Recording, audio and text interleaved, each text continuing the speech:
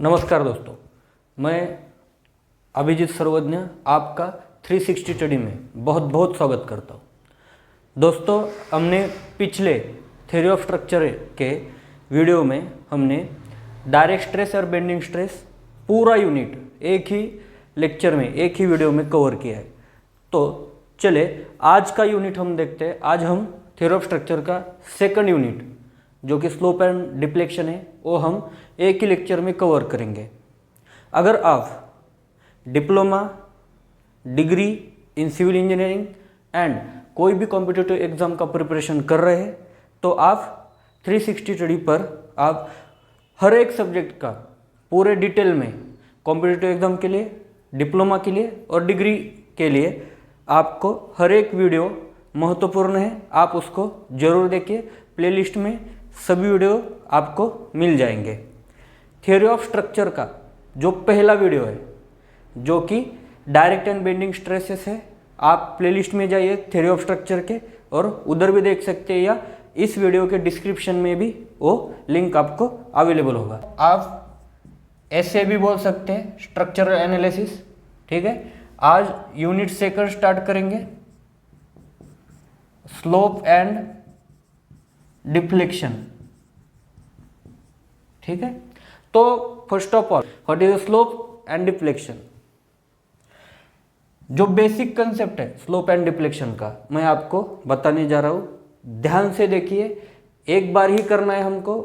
ठीक है, देखिए स्लोप और deflection first of all her example में या हर जो भी आपके slope and deflection find out करने के जो भी मेथड्स है उसमें फर्स्ट ऑफ ऑल स्लोप ही निकालते हैं और बाद में आप डिफ्लेक्शन निकालते हो।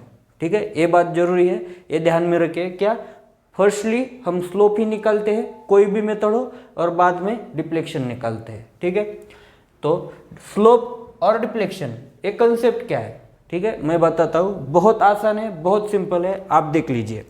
देखिए, अगर एक बीम है, देखिए या आप ऐसा मानिए आपने यानी कि रोड के साइड पर बहुत सारे लोग हैं जो यानी कि वो तो बहुत अच्छी चीज़ है, कोई भी आर्ट है या कोई भी पैसे कमाने का तरीका है। वो पैसे कमाते हैं, एक डोरी रहती है, एक रोप रहता है, उस पर वो यानी कि एक्सरसाइज करके यानी कि उनका आर्ट दिखाकर, आपका हुनर दिखाकर वो आपको पैसे मांगते हैं। ठीक है, तो वो देखिए वो क्या होता है, एक ऐसा ट्राइपॉड जैसा 3 लकड़ी वो लगाते हैं दोनों साइड को, और इस साइड पर अब मैं एक्सरसाइज कर रहा हूँ, मैं आपको मेरा हुनर दिखा रहा हूँ, मैं आपको आर्ट दिखा रहा हूँ, ऐसा मान लीजिए। ठीक है, तो देखिए ये मैं हूँ। ठीक है, तो जब आप देखते हो तब हर बार क्या होता है, जब कोई भी आदमी इसके ऊपर चढ़ता है, ठीक है, तो ये जो रोप होता है वो किसका होता है, आप रस्सी समझ लीजिए। ये रस्सी होती है, वो क्या होती है, डिफ्लेक्ट होती है। ठीक है, हर बार वो डिफ्लेक्ट होती है। ठीक है, इसका मतलब ये जो मैं हूं वो भी क्या होगा, मैं इधर आ जाऊंगा। ठीक है, देखिए मैं इधर आ गया।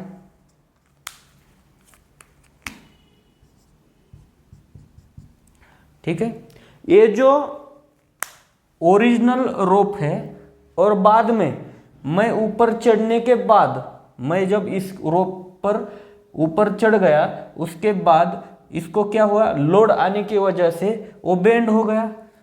ठीक है, और डिफ्लेक्ट हो गया। आप डिफ्लेक्ट बोल सकते हैं, बेंड बोल सकते हैं। ठीक है, और डिफ्लेक्ट हुआ और क्या हुआ, ओरिजिनल पोजीशन से वो उसने अपनी लोड की वजह से नई पोजीशन बना ली। ठीक है, ये जो रेड कलर की है ये उसकी नई पोजीशन है आफ्टर अप्लाइंग लोड और आफ्टर एक्सर्टिंग लोड। ठीक है, तो देखिए ये जो नई पोजीशन है जो कि ओरिजिनल पोजीशन से जो भी उसका डिफ्लेक्शन हुआ है, मतलब जो भी वो उन्होंने अपनी पोजीशन चेंज की है उसको हम बोलते हैं डिफ्लेक्शन। याद रखिए। ठीक है, और उसको डिनोट करते हैं वाई से। ठीक है, उसको डिनोट कैसे करते हैं, वाई से करते हैं। देखिए ये स्ट्रिंग थी या ये रोप था, मैं उसके ऊपर चढ़ गया, मेरे लोड की वजह से वो नीचे आ गया। ओरिजिनल पोजीशन से आफ्टर लोडिंग जो भी पोजीशन गेन करता है, जो भी पोजीशन उस रोप की आती है, उस पोजीशन के डिफरेंस को ओरिजिनल और आफ्टर लोडिंग, आप उसको अनलोडिंग कंडीशन भी बोल सकते हैं। इस ब्लू वाली को अनलोडिंग बोलते हैं और इसको लोडिंग बोलते हैं। After loading and before unloading, ठीक है। जो भी आपका डिफरेंस मिलेगा इसको आप क्या बोल सकते हैं, डिफ्लेक्शन बोल सकते हैं। बहुत आसान है देखिए। और आप अगर इसको टेंजेंट निकाले, इसको देखिए, ये जो नया वाला जो कर्व है, ठीक है, जो रोप ने कर्व बनाया है उसको आप टेंजेंट निकाले, ये टेंजेंट निकाली, उसको T1 बोलेंगे। और इस साइड को भी एक टेंजेंट निकाली, इसको T2 बोलेंगे, ठीक है। देखिए इस टेंजेंट का ओरिजिनल कर्व से, मतलब अनलोडिंग जो रोप है, अनलोडिंग रोप से जो एंगल होगा इधर का भी और इधर का भी, इसको बोलते हैं स्लोप बोलते हैं। क्या बोलते हैं, स्लोप बोलेंगे। देखिए बहुत आसान है। और स्लोप को थीटा से हम डिनोट करेंगे। देखिए बहुत आसान है। क्या है, अनलोडिंग कंडीशन का रोप है और आफ्टर लोडिंग जो भी वो डिप्लेक्ट हो जाएगा इसको बोलेंगे हम डिप्लेक्शन, जो कि आप mm में, सेंटीमीटर में और मीटर में आप उसको कैलकुलेट करते हो। और इस डिप्लेक्टेड कर्व से, इस डिप्लेक्टेड कर्व जो कि रेड कर्व है, उसको आप टेंजेंट निकालेंगे और उस टेंजेंट का और ओरिजिनल अनलोडिंग रोप का या अनलोडिंग एक्सिस का जो भी एंगल होगा उसको आप क्या बोलेंगे, स्लोप बोलेंगे। और स्लोप बहुत आसान है। देखिए स्लोप हम कैसे मेजर करेंगे, स्लोप को रेडियन में मेजर करेंगे। देखिए हर इंजीनियरिंग टर्म जो कि एंगल में है उसको हम रेडियन में मेजर करते हैं, ठीक है, ये याद रखिए। देखिए आई होप आपको स्लोप और डिफ्लेक्शन का कंसेप्ट समझ में आया होगा। देखिए और एक बात है जो कि आपको बार बार एग्जाम में पूछते हैं। देखिए ये जो डिफ्लेक्टेड कर्व है, ठीक है, डिफ्लेक्टेड कर्व, और इसको लोडिंग कर्व, आफ्टर लोडिंग जो भी कर्व आया है इसको आप इलास्टिक कर्व भी बोल सकते हैं। क्या बोलेंगे, इलास्टिक कर्व बोलेंगे।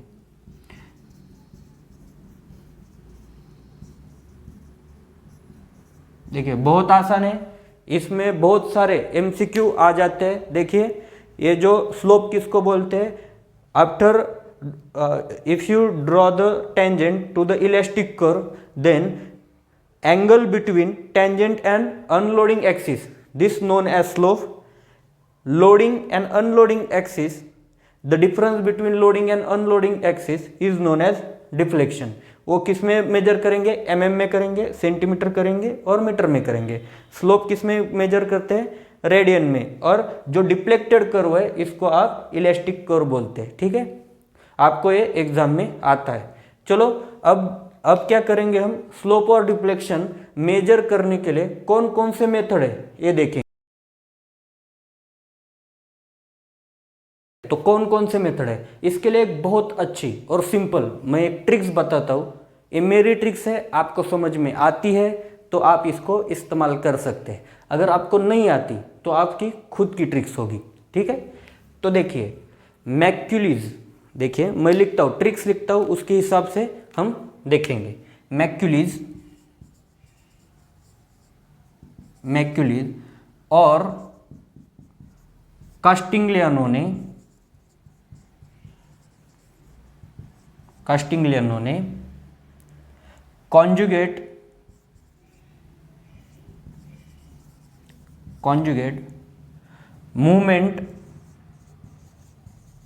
मूवमेंट एनर्जी का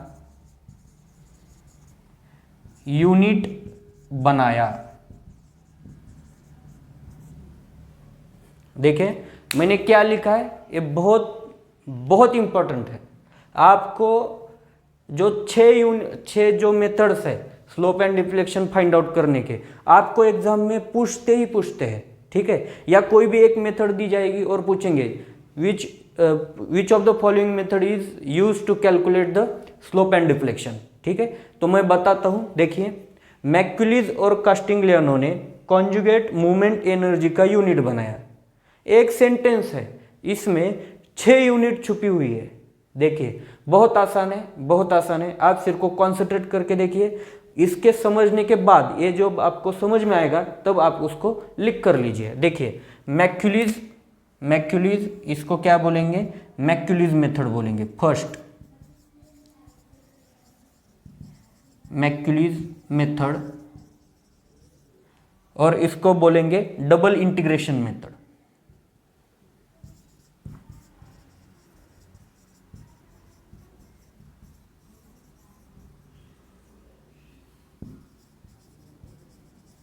ठीक है, दूसरी वाली देखिए, मैक्यूलिस और कास्टिग्लियानो, इसको बोलेंगे कास्टिग्लियानो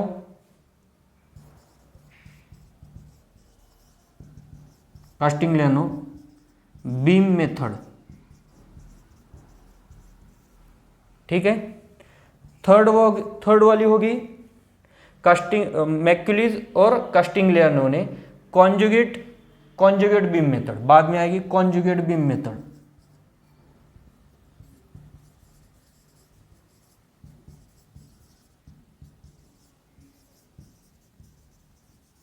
ठीक है, कॉन्जुगेट बीम मेथड हो गई, ये है कॉन्जुगेट बीम मेथड। बाद में मूवमेंट, ये होगा फर्स्ट, ये हुई सेकंड, ये हुई थर्ड मेथड। अब ये आएगी फोर्थ मेथड, इसको बोलेंगे मूवमेंट एरिया मेथड। क्या बोलते हैं? Movement area method. मैं इधर लिखता हूं, देखिए, ये फोर्थ होगी मूवमेंट एरिया मेथड।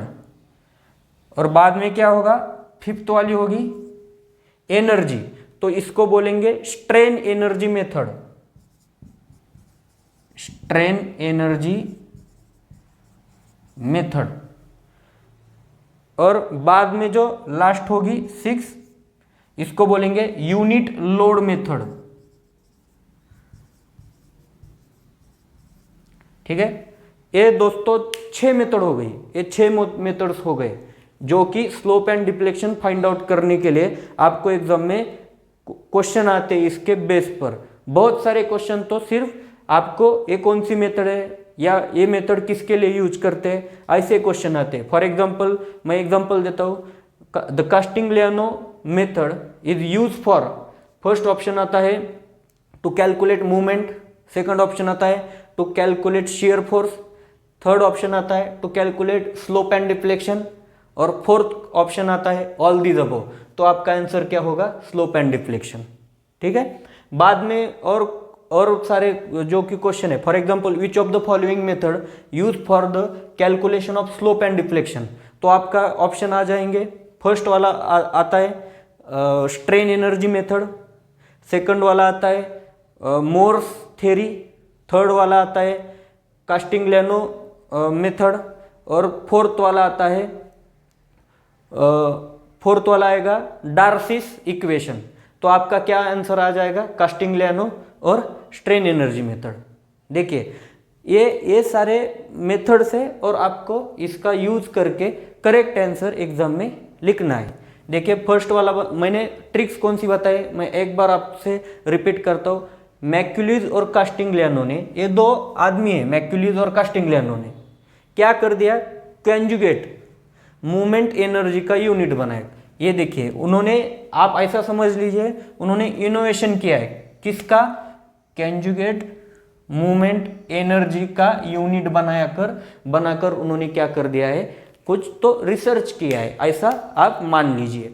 देखिए, मैक्यूलिस मतलब मैक्यूलिस मेथड, और इसको डबल इंटीग्रेशन मेथड बोलते हैं। कास्टिग्लियानो मतलब Castigliano method. Conjugate beam method इसको बोलेंगे। मूवमेंट का होगा मूवमेंट एरिया मेथड।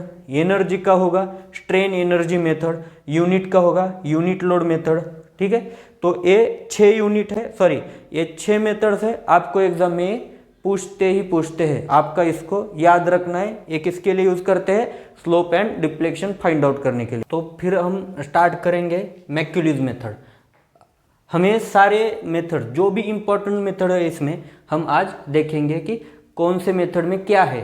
ठीक है, मैं आपको यही बताने जा रहा हूँ। अगर देखिए मैक्यूलिस मेथड है, तो मैक्यूलिस मेथड में क्या इंपॉर्टेंट है, जो कि एमसीक्यू पॉइंट ऑफ व्यू और आपके जो भी competitive exam point of view क्या इंपॉर्टेंट होगा। ठीक है, तो मैक्यूलिस मेथड है, उसको हम क्या बोलते हैं, डबल इंटीग्रेशन मेथड भी बोल सकते हैं। देखिए मैक्यूलिस को क्या बोलेंगे, मैक्यूलिस को डबल इंटीग्रेशन भी बोलेंगे। ठीक है, मैक्यूलिस मेथड का एक फॉर्मूला होता है, इलास्टिक कर्व स्टैंडर्ड केस बोलते हैं, standard case of elastic curve.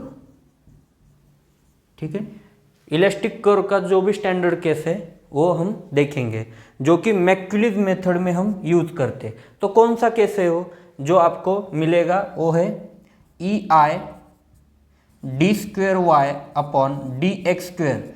ये है वो केस जो कि स्टैंडर्ड केस है इलास्टिक कर्व का, और उसका है is equal to M for movement. ठीक है, तो देखिए ये क्या है, ये मैं बताता हूँ। ये एम क्या है, या ये d square y upon d x square क्या है, ये डेरिवेशन हमने लिया है। ठीक है, तो उसका इज इक्वल टू हम एम करते हैं। तो ये स्टैंडर्ड केसेस क्या है इलास्टिक कर्व के, इलास्टिक कर्व के लिए जो भी केसेस होंगे, फर्स्ट केस होगी लोड के लिए,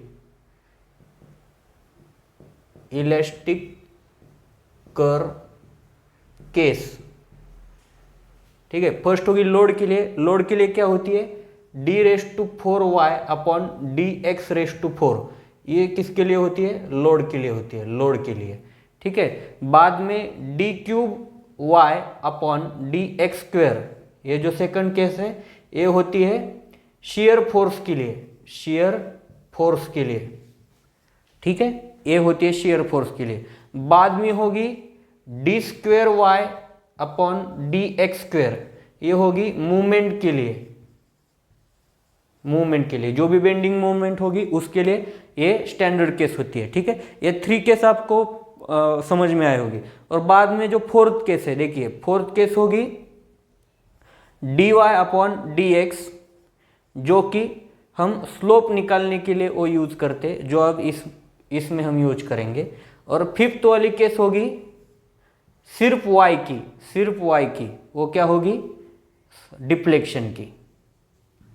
ठीक है, ये बहुत इंपॉर्टेंट है, आप याद रखिए, ये बहुत इंपॉर्टेंट है। ये जो इलास्टिक कर्व के स्टैंडर्ड केसेस हैं आपको एग्जाम में पूछते हैं। ठीक है, for load which of the following elastic curve standard case, तो आपको आता है ऑप्शन, फर्स्ट वाला ऑप्शन आता है d⁴y अपॉन dx⁴, सेकंड वाला आता है y, थर्ड वाला आता है dx अपॉन dy, और बाद में आता है d² अपॉन dx²। तो आपका करेक्ट आंसर होगा d⁴y अपॉन dx²। ठीक है, याद रखिए, बहुत बहुत सिंपल है, बहुत सिंपल है, इसमें कुछ भी नहीं। ये टेबल आपको याद रखना है, आप लिख लीजिए ये टेबल। ठीक है, तो हम आज क्या करेंगे, मैक्यूलिस मेथड में ये दोनों केसेस यूज करेंगे। ठीक है, देखिए इसको ट्रिक्स बताता हूँ आपको, ये कैसे याद रखेंगे। देखिए d⁴ है, d⁴y अपॉन dx⁴ लोड के लिए आएगा, उससे एक ने कम कर दिया, एक से कम कर दिया, वो क्या आएगा, d³ अपॉन dx², वो शेयर फोर्स का होगा। ठीक है, बाद में देखिए क्यूब का 1 ने डिक्रीज किया, स्क्वायर आएगा, तो स्क्वायर का क्या होगा, मूवमेंट होगा। बाद में एक ने और डिक्रीज कर दिया तो क्या आएगा, dy अपॉन dx, स्लोप के लिए होगा। और सबका लास्ट डिफ्लेक्शन पर ही आता है। देखिए हमारा चैप्टर का नाम भी क्या है, स्लोप एंड डिफ्लेक्शन, लास्ट में क्या है, डिफ्लेक्शन, तो इसमें भी लास्ट को क्या होगा, डिफ्लेक्शन ही होगा। तो सिर्फ अब बचा क्या, d⁻⁴, तो 1 आ जाएगा, तो बाद में सिर्फ y बचता है, तो y का आ जाएगा डिफ्लेक्शन। ठीक है, बहुत आसान है, याद रखिए। तो अब हम क्या देखेंगे, मैक्यूलिस मेथड और डबल इंटीग्रेशन मेथड। तो उसमें क्या है, उसका standard case d² upon dx² है। तो ये क्या है, m कैसे आता है मैं आपको बताता हूँ, m कैसे हम कैलकुलेट करते हैं। ठीक है, एक सपोज आप इमेजिन कीजिए, एक आपके पास बीम है। ठीक है, एक बीम है और बीम पर W का लोड है। ठीक है, W लोडिंग है, तो क्या करते हैं डबल इंटीग्रेशन मेथड में, एक एक्स एक्सिस कंसीडर करते हैं। एक एक्स डिस्टेंस पर कोई भी डिस्टेंस होगा जो कि एक्स होगा, उस पर हम क्या करेंगे, एक एक्सिस ड्रॉ करेंगे, इसको एक्स एक्स एक्सिस बोलेंगे, ठीक है, जो कि आपके सभी लोडिंग कंडीशन उसमें कवर हो जाएगी। देखिए बहुत आसान है, आपके सभी लोडिंग कंडीशन उसमें कवर हो जाएंगी। ऐसे आपको एक्सिस लेना है जो कि सपोज ए बीम है, तो बी वाले एंड में आ जाएगा, बी वाले पार्ट में आएगा, यानी कि near to the support B, यानी कि एंड सपोर्ट, इसके अंदर जो भी लोडिंग आएगा वो इसके अंदर आएगा, ठीक है। तो देखिए अगर ए डब्ल्यू है तो ए क्या हो जाएगा, इधर रिएक्शन क्या आ जाएगा W/2, इधर का बी का क्या आएगा रिएक्शन W/2, ठीक है।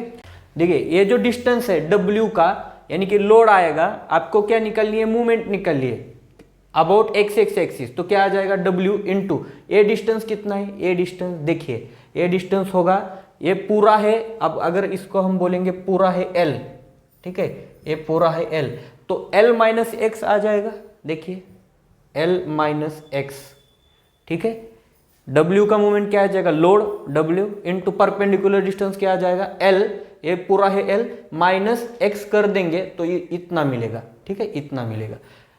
बाद में देखिए W/2 का भी होगा, W/2 ऊपर जा रहा है तो मूवमेंट क्या आ जाएगी, क्लॉकवाइज आ जाएगी, वो आप पॉजिटिव लेंगे, क्या है W/2, ये है लोड इंटू डिस्टेंस क्या होगा x, ठीक है।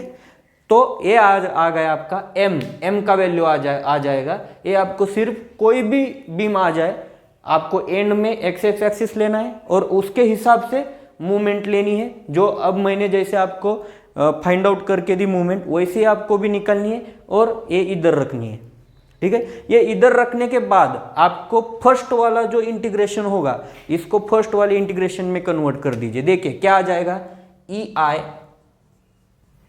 dy/dx इज इक्वल टू, इसका क्या आ जाएगा m, और ये कांस्टेंट है, इसके लिए क्या आ जाएगा mx प्लस C1, कांस्टेंट आ जाएगा, एक कांस्टेंट आ जाएगा, C1 आ जाएगा। और बाद में देखिए ये होगी फर्स्ट मेथड, यानी कि फर्स्ट स्टेप होगी, और बाद में सेकंड स्टेप क्या आ जाएगी, देखिए और एक बार इसको इंटीग्रेट करेंगे। क्या किया, पहला वाला इक्वेशन है, ये स्टैंडर्ड इक्वेशन है, स्टैंडर्ड इक्वेशन, इसको क्या कर दिया, एक बार इंटीग्रेट कर दिया तो क्या आ जाएगा, EI dy/dx mx plus C1, और एक बार करेंगे इंटीग्रेट, ठीक है, तो क्या आ जाएगा, EI इसका क्या होगा, EI y होगा, सिर्फ y होगा, इज इक्वल टू, इसका क्या आ जाएगा mx² प्लस C1 का क्या होगा, C1x प्लस C2, ये आ गया आपका सेकंड, और ये होगा फर्स्ट इक्वेशन। देखिए आपने क्या कर दिया, स्टैंडर्ड केस है आपके पास, ये आपको केस एग्जाम में पूछते हैं, d²y/dx² is equal to m वाला स्टैंडर्ड केस, जो कि आपका क्या है, इलास्टिक कर्व का स्टैंडर्ड केस है। देखिए फर्स्ट बार इंटीग्रेट किया तो क्या आ गया, EI is equal to dy/dx is equal to mx plus C1, इसको बोलेंगे जो फर्स्ट, एक बार आपने फर्स्ट जो भी इंटीग्रेट होगा इसको बोलेंगे स्लोप बोलेंगे। देखिए हमारा चैप्टर का नाम क्या है, slope and deflection, slope and deflection. तो पहले क्या निकालते हैं, स्लोप, बाद में क्या निकालते हैं, डिफ्लेक्शन। तो फर्स्ट वाली केस में भी स्लोप ही आ जाएगा, और दूसरा जो है उसमें जो निकालेंगे उसमें क्या आ जाएगा, डिफ्लेक्शन आ जाएगा। बहुत इंपॉर्टेंट है ये चीज, दूसरे वाले में डिफ्लेक्शन आ जाएगा, ठीक है।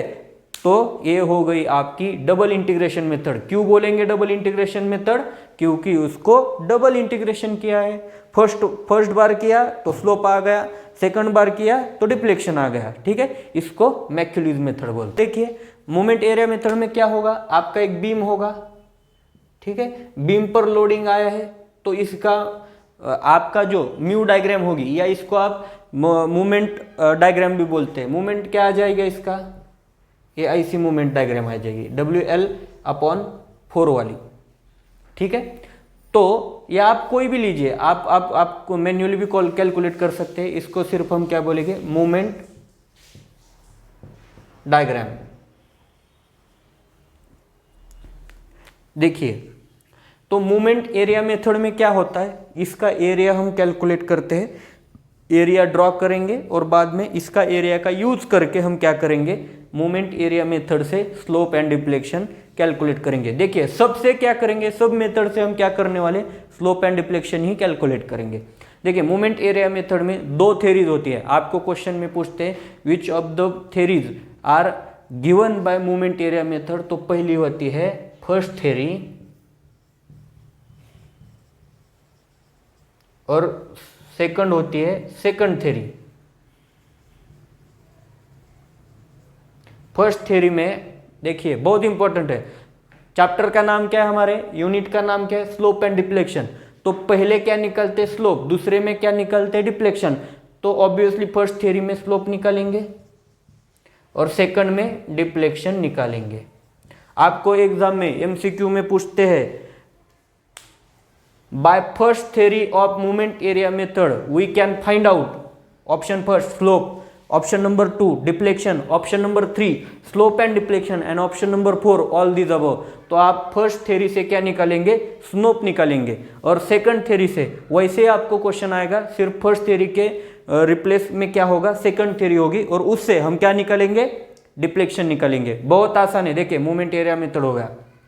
देखिए, बाद में है कॉन्जुगेट बीम मेथड।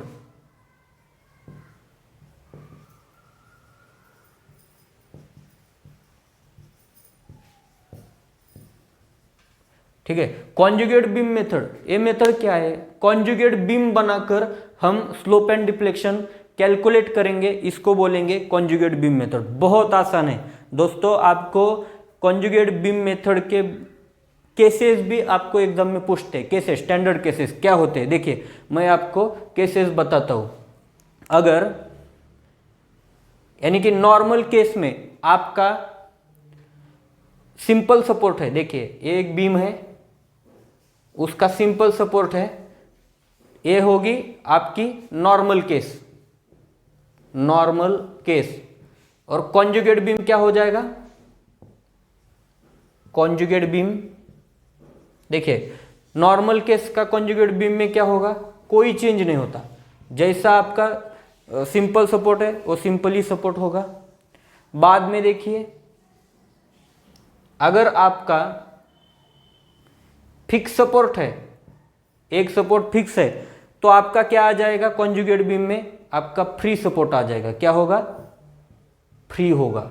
ये है फिक्स, तो ये क्या होगा, फ्री हुआ। अगर नॉर्मल कंडीशन में फ्री सपोर्ट है, देखिए ये फ्री सपोर्ट है, तो इसमें क्या हो जाएगा, फिक्स हो जाएगा। बहुत आसान है, देखिए, ठीक है।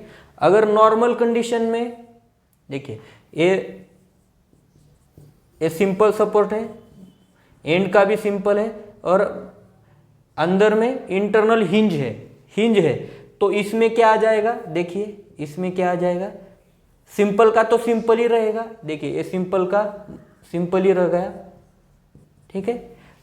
इंटरनल हिंज का क्या हो गया, रोलर हो गया। क्या होगा, रोलर होगा। देखिए, इंटरनल हिंज का क्या होता है, रोलर होता है। अगर रोलर आ जाए तो इसका इंटरनल हिंज होगा। देखिए,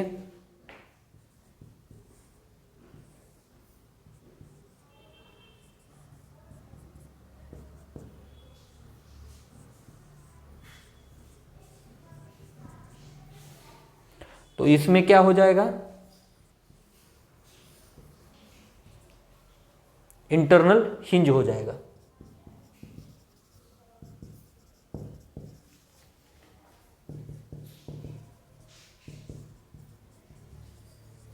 ठीक है, याद रखिए ये 5 केसेस है, आपको हर बार एग्जाम में पूछते हैं। क्या होगा, सिंपल का सिंपल ही रहेगा, बाद में आपका फिक्स है तो फ्री होगा, फ्री है तो फिक्स होगा। देखिए, फिक्स का फ्री होता है, फ्री का फिक्स होता है। बाद में हिंज का क्या होता है, इंटरनल हिंज होगा तो इंटरनल रोलर होगा। देखिए, ये इंटरनल हिंज है, इंटरनल, तो ये रोलर भी क्या होगा, इंटरनल रोलर होगा। देखिए, बाद में इंटरनल रोलर है तो बाद में क्या होगा, इंटरनल हिंज ही होगा। ठीक है, ये बहुत आपको इंपॉर्टेंट है, एग्जाम में पूछते हैं। इसी का यूज करके हम क्या करते हैं, कॉन्जुगेट बीम से आपका स्लोप और डिफ्लेक्शन फाइंड आउट करते हैं, स्लोप एंड डिफ्लेक्शन। ठीक है, ये 3 मेथड्स आपकी हुई है। तो नेक्स्ट मेथड है कास्टिंग्लियानो मेथड।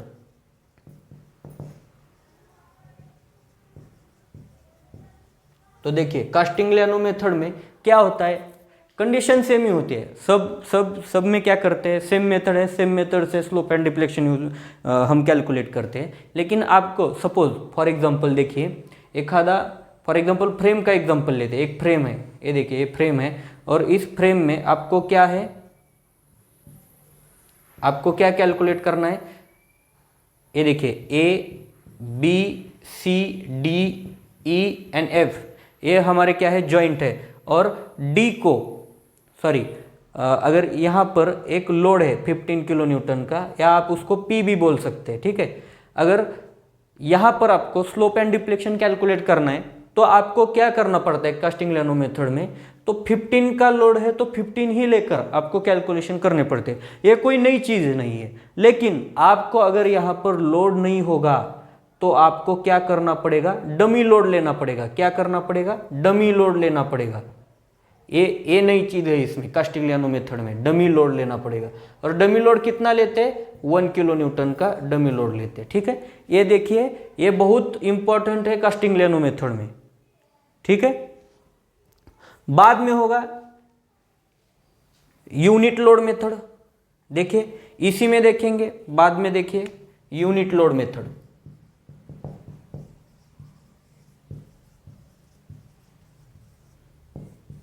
ठीक है, यूनिट लोड मेथड में क्या होगा, देखिए बहुत आसान है। यूनिट लोड मेथड में यूनिट लोड लगाएंगे या यूनिट मूवमेंट लगाएंगे। ठीक है, अगर आपको स्लोप निकालना है, ये बहुत इंपॉर्टेंट है, जो मैं बताने जा रहा हूं ये बहुत इंपॉर्टेंट है, नोट कर दीजिए। फर्स्ट स्लोप निकालना है तो मूवमेंट लगाइए। सेकंड डिफ्लेक्शन निकालना है तो यूनिट लोड लगाएंगे। ठीक है, मूवमेंट अगर आपको डी को स्लोप निकालना है तो 1 किलो न्यूटन मीटर वाली आपको क्या लगानी पड़ेगी, मूवमेंट लगानी पड़ेगी। वो क्लॉकवाइज होगी, एंटी क्लॉकवाइज होगी, वो उसका आप उसके ऊपर ध्यान मत दीजिए। सिर्फ आपको एमसीक्यू में पूछते हैं, by using unit load method we have to find slope, then first option आता है using unit movement, second option होता है using unit load, third option होता है both of these, and last वाला ऑप्शन होता है नन ऑफ दीज।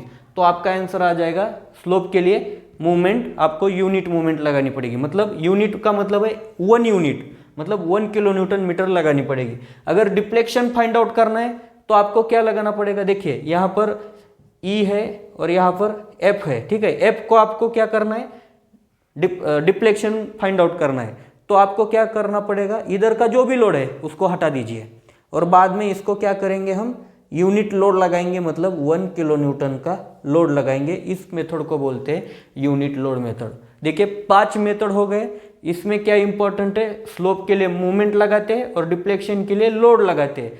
मेथड का नाम ही है यूनिट, मतलब यूनिट मूवमेंट लगाएंगे और बाद में यूनिट डिफ्लेक्शन के लिए यूनिट लोड लगाएंगे। बहुत आसान है। ठीक है, याद रखें। बाद में ये हो गए 5, हमारे 5 हमने जो भी मेथड है 5 मेथड देख लिए। बाद में रहता है, एक ही रहती है स्ट्रेन एनर्जी मेथड।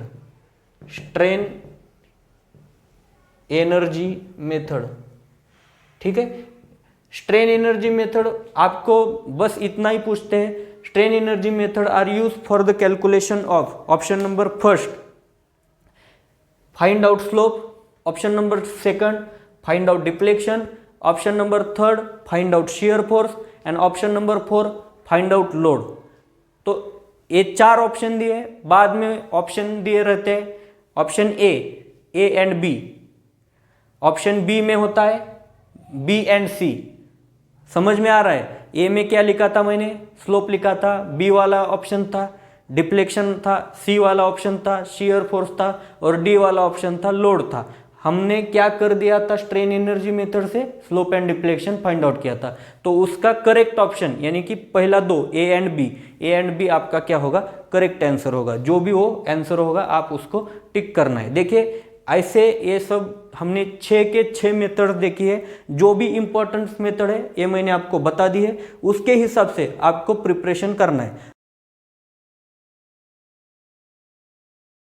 तो ये स्टैंडर्ड केसेस है, standard cases of slope and deflection. आपको कोई भी कॉम्पिटिटिव एग्जाम में 2 मार्क के लिए कोई तो एक स्टैंडर्ड केस आ ही जाती है और एक उसका एमसीक्यू मतलब प्रॉब्लम आ जाता है। मतलब 4 मार्क आपको फिक्स मिलेंगे।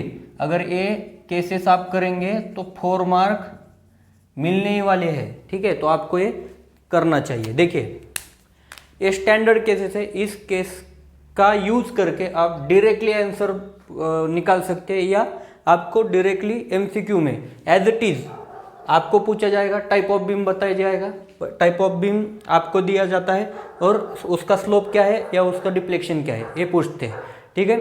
देखिए टाइप्स ऑफ बीम है, कैंटिलीवर बीम है, फिक्स कैंटिलीवर बीम है। देखिए एंड में क्या है, बी सपोर्ट को मूवमेंट है, तो बी सपोर्ट को मूवमेंट है तो स्लोप क्या होगा।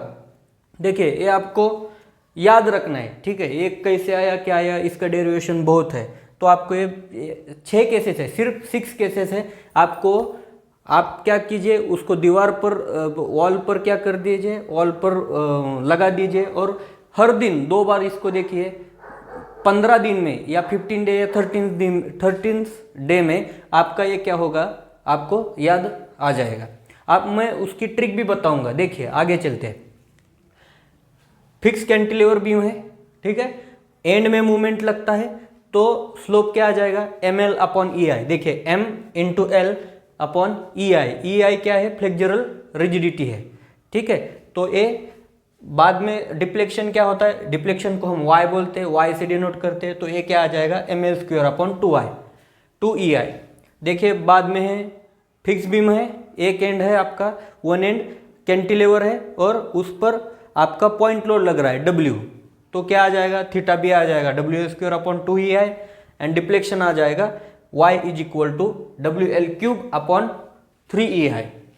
बाद में देखिए कैंटिलीवर बीम है, एक एंड फिक्स है, अदर एंड फ्री है और UDL है, तो क्या आ जाएगा theta B WL cube upon 6EI और डिप्लेक्शन क्या आ जाएगा WL raise to 4 upon 8EI। बाद में देखिए फोर्थ वाली केस क्या है, सिंपल सपोर्ट है और सेंटर को आपको कॉन्सेंट्रेटेड लोड W लग रहा है, तो थीटा ए और थीटा बी दोनों भी सेम होंगे, ठीक है। थीटा दोनों पर भी सेम होगा, क्या होगा WL स्क्वायर अपॉन 16EI और डिप्लेक्शन जो कि सेंटर में आ जाएगा। क्यों सेंटर में आ जाएगा, क्योंकि लोड क्या है सेंटर को लगा, इसलिए डिप्लेक्शन भी आपका सेंटर को होगा। तो क्या आ जाएगा WL क्यूब अपॉन 48EI, ठीक है। ये मैंने आपको सिर्फ बता दिया है, इसमें कुछ यानी कि कोई भी ट्रिक्स नहीं बताई या कैसे याद रखना है ये नहीं बताया। तो आप देखिए बहुत इंटरेस्टिंग है। टाइप ऑफ बीम क्या है, सब कैंटिलीवर बीम पहले लीजिए। सब कैंटिलीवर बीम पहले क्या है, मूवमेंट लग रहा है, बाद में कॉन्सेंट्रेटेड लोड लग रहा है और बाद में UDL लग रहा है, ठीक है। देखिए अगर आप पैटर्न देखिए, पैटर्न इधर क्या है 1 है, इधर 2 है और इधर 6 है। देखिए पैटर्न देखिए, जैसे जैसे लोड का टाइप चेंज करेंगे वैसे EI का भी हम चेंज करते हैं। देखिए पैटर्न देखिए, ML कोई नहीं मतलब ML रेस टू 1 है, ML स्क्वायर ML क्यूब, समझ में आ रहा है। देखिए ML square ML cube, 1EI 2EI 6EI। देखिए इधर 3 नहीं आएगा 6 आएगा। बाद में देखिए डिप्लेक्शन का क्या है, ML अपॉन EI, इसको क्या कर दीजिए, जो थीटा है थीटा इसको मल्टीप्लाई L अपॉन 2 से कीजिए तो आपको स्लोप मिलेगा। ये फैक्टर आपको एग्जाम में पूछते हैं। देखिए ये जो फैक्टर है ना आपको एग्जाम में पूछते हैं, आपको दिया जाता है for one and fix and other end free and movement is applied at the free end, then slope is then coefficient of slope for the deflection तो आपको क्या दिए जाते हैं, वैल्यू दिए जाते हैं, L/2 दिया जाता है, L/3 दिया जाता है, L/4 दिया जाता है, या L² दिया जाता है। तो आपका करेक्ट आंसर क्या होगा, L/2। देखिए क्या होता है, ml/ei को अगर L/2 से मल्टीप्लाई करेंगे तो आपको डिप्लेक्शन मिलेगा। देखिए ml, L का L से मल्टीप्लाई किया तो L² हो जाएगा, देखिए L² हो गया। ei को 2 से मल्टीप्लाई करेंगे तो 2ei मिलेगा। देखिए बहुत आसान है, सिर्फ आपको कॉन्सेंट्रेट करना है, ये चार्ट एज इट इज आपको लिख कर लेना है और वही आपको रटना है। आपको कुछ चीजें रटनी पड़ेगी क्योंकि आपको ऑप्शन नहीं है, आपको याद रखना है। मैं याद रखने के लिए यही बता रहा हूं। देखिए ये देखिए WL²/2ei, इसका क्या होता है, देखिए 2l/3, ठीक है। 2l/3 से हम क्या करेंगे, मल्टीप्लाई करेंगे, 2l/3 से हम मल्टीप्लाई करेंगे तो क्या आ जाएगा, देखिए 2l/3 से मल्टीप्लाई करेंगे तो ये देखिए ये 2 का 2 आ जाएगा, 2 WL² तो L का L² से मल्टीप्लिकेशन होगा तो WL³ होगा, WL³ divide by 3 × 2 6, ei as it is ei लेंगे, ठीक है। ये 2 से 6 को कट करेंगे तो क्या आ जाएगा 3, मतलब WL³/3ei, WL³/3ei ये आ जाएगा आपका डिप्लेक्शन। देखिए इसका फैक्टर क्या होगा 2l/3, देखिए 2l/3। बाद में क्या है आपका फिक्स सपोर्ट है, 1 एंड फ्री है और यूडीएल लग रहा है। तो ये बहुत इंपॉर्टेंट है, ये सब फॉर्मूले ना कैंटिलीवर के बहुत इंपॉर्टेंट है, आपको एग्जाम में आते ही है। देखिए WL³/6ei, ठीक है, WL³/6ei। इसका फैक्टर क्या लेते हैं हम 3l/4,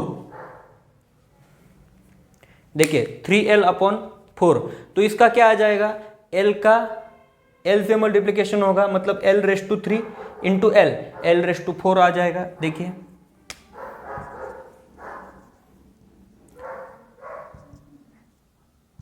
3WL⁻⁴ divide by 6 × 4 24 ei as it is आ जाएगा, ठीक है। देखिए L को L³ से मल्टीप्लाई किया तो क्या आ जाएगा L⁻⁴ आ जाएगा। देखिए इस 3 से इस 24 को कट कीजिए, क्या आ जाएगा 8 आ जाएगा, ठीक है। तो क्या होता है WL⁻⁴/8ei, WL⁻⁴/8ei मतलब आप स्लोप को 3l/4 से मल्टीप्लाई करेंगे तो आपको क्या मिलता है, डिप्लेक्शन मिलता है। ये बहुत फैक्टर इंपॉर्टेंट है दोस्तों, इसको आपको करना ही है, ठीक है। ये आपको एग्जाम में पूछते ही है, ठीक है। बाद में देखिए अब सिंपल सपोर्ट चालू होगा। सिंपल सपोर्ट का क्या है, both end are simple supports and at a centre there are a concentrated load W and length of beam is L, ठीक है। तो θA और θB इज WL²/16ei, ठीक है। तो इसको क्या करेंगे L/3 से मल्टीप्लाई करेंगे, L/3। देखिए क्या आता है, देखिए W एज इट इज रहेगा into L² × L³ divide by 16ei × 3, 16 × 3 48 ei आ गया ये, ठीक है। ये बहुत इंपॉर्टेंट है दोस्तों। देखो इसको फैक्टर क्या हुआ L/3। देखिए आप पैटर्न देखिए, हमको क्या करना है, सिर्फ पैटर्न देखना है। पैटर्न देखिए, देखो इसको L/2 से मल्टीप्लाई किया तो ml²/2ei आया। बाद में क्या करेंगे, ये 2 ऊपर चला जाएगा। देखिए बहुत आसान है, ये 2 ऊपर चला जाएगा। देखिए ये 2 ऊपर आ गया, L का L एज इट इज रखा, 2 से 2 में 1 ऐड करेंगे, 1 ऐड करेंगे, 3 आया, मतलब 2l/3, ठीक है। बाद का फैक्टर क्या होगा, इधर क्या किया था 2 ऊपर चला गया था, इधर भी क्या करेंगे 3 ऊपर चले जाएंगे। देखिए इधर 3 ऊपर चला गया, 2 कैंसिल हो गया, 3 ऊपर चला गया, 3 L as it is L। बाद में क्या कर दिया था, इधर 2 में 1 ऐड कर दिया था तो क्या आया था 2 + 1 3। तो यहां पर भी 3 में 1 ऐड करेंगे तो क्या आ गया 3 + 1 4। देखिए ये आसान तरीका है आपको समझ में आने का, या आपको कोई तो ट्रिक्स होनी चाहिए, तो मैं ये ट्रिक्स बता रहा हूं आपको। बाद में देखिए ये सिंपल सपोर्ट का है, सिंपल सपोर्ट का देखिए कैंटिलेवर थोड़ा छोटा होता है, ऐसा समझ लीजिए। कैंटिलेवर कहाँ से स्टार्ट किया था हमने, L/2 से किया था, तो थोड़ा बड़ा भाई है आपका। जो सिंपल सपोर्ट बीम है वो बड़ा भाई है, ऐसा समझ लीजिए। और L/3 से आप क्या करेंगे, उसको मल्टीप्लाई करेंगे, ठीक है। तो L/3 क्या आ जाएगा, L/3 इधर L/2 से किया था, इधर L/3 से करेंगे, ठीक है। देखिए नेक्स्ट केस कौन सी है, सिंपल सपोर्ट है और उसको यूडीएल है। यूडीएल क्या है आपका, W पर मीटर, ठीक है। तो फोर्स पर मीटर क्या है आपका, स्लोप क्या आ जाएगा, θA और θB। स्लोप देखिए, स्लोप एंड को होता है, क्या आता है, WL3/24EI। याद रखना है, देखो दोस्तों ये याद रखना ही पड़ेगा, तभी आपको 4 मार्क्स मिलेंगे, ठीक है। तो क्या आता है, इसको अब हम स्लोप के लिए, सॉरी डिफ्लेक्शन के लिए क्या करेंगे, 5L/60 से मल्टीप्लाई करेंगे, 5L/16 से मल्टीप्लाई करेंगे, तो आपका आ जाएगा 5WL/4। देखिए L³ है, L4 आ जाएगा। देखिए L³ × L, L/4, 24 × 16, 384। देखिए ये आपको कैलकुलेट करके देखिए यही आता है। बाद में देखिए θB क्या आ जाता है, केस कौन सी है, UVL है, यूनिफॉर्मली वेरिंग लोड है। इधर UDL था, ठीक है, इधर है UVL यूनिफॉर्मली वेरिंग लोड, और यहाँ था UDL यूनिफॉर्मली डिस्ट्रीब्यूटेड लोड, ठीक है। UVL में क्या होता है, θB क्या आ जाएगा, WL3। θB किस लिए, एक कैंटिलीवर पोर्शन है, ठीक है। तो बाद में क्या आ जाएगा, θB स्लोप क्या आता है, θB = WL3/24EI। सेम ही है, दोनों का भी स्लोप सेम ही है। देखिए बाद में क्या है, डिफ्लेक्शन निकालने के लिए आपको 4L/5 लेना पड़ेगा। 4L क्या है, 4L देखिए इधर 4 से मल्टीप्लाई होगा, देखिए ये हम मल्टीप्लाई करेंगे, देखिए 4 से मल्टीप्लाई करेंगे, 4 × L और L³, L/4, ठीक है। बाद में 5 × 24 क्या आता है,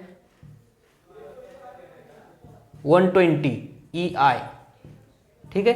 4 से इसको कट करेंगे 30 आ जाएगा, यानी कि sorry WL/4 30EI, WL/4 30EI, ये आपका आंसर आ जाएगा, ठीक है।